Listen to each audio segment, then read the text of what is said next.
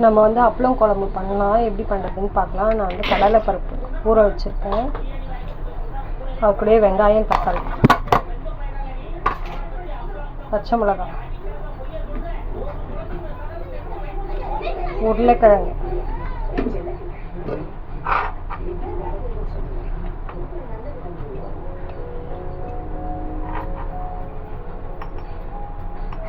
மஞ்சள் தூள், பூண்டு, பச்சை மிளகாய் போட்டிருக்கோம். அதனால் காரம் கம்மியாக போட்டுக்கலாம். போட்டு தண்ணி விட்டு குக்கர் மூடி விசில் விடலாம். இப்போ பார்த்தீங்கன்னா பருப்பு, உருளைக்கிழங்கு எல்லாமே வேக வச்சு எடுத்துட்டேன். இப்போ எண்ணெய் ஹீட் ஆகிடுச்சு. நம்ம வந்து கடுகு போட்டுக்கலாம். கடுகு, சீரகம்,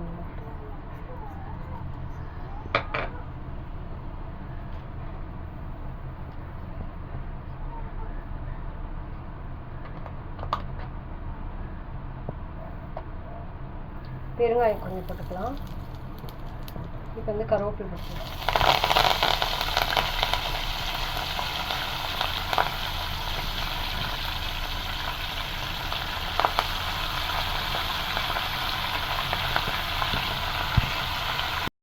வந்து நம்ம இது கூடயே வந்து பருப்பு, உருளைக்கிழங்கு எல்லாமே போட்டுக்கலாம்.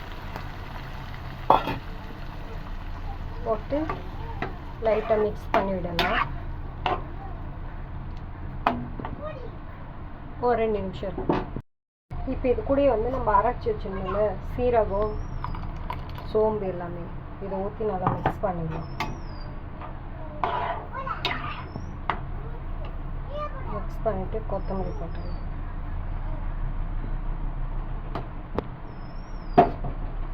நான் வந்து சால்ட்டு போடவே இல்லை. தேவையான அளவு சால்ட் போட்டுக்கிறேன்.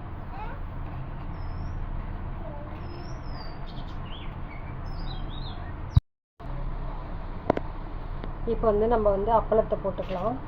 நான் வந்து அப்பளம் வறுத்துட்டு சின்ன சின்னதாக போட்டிருக்கேன். இப்போ அப்படியே அமர்த்திடலாம். அவ்வளோதான். ஒரு 2 நிமிஷம் இருக்கட்டும். அதுக்கப்புறம் நம்ம ஆஃப் பண்ணிடலாம். நம்மளோட அப்பளம் கூட்டு வந்து சூப்பராக ரெடி ஆகிடுச்சு. நீங்களும் வீட்டில் ட்ரை பண்ணி பாருங்கள். ட்ரை பண்ணி பார்த்துட்டு கமெண்ட் பாக்ஸில் கமெண்ட் பண்ணுங்கள்.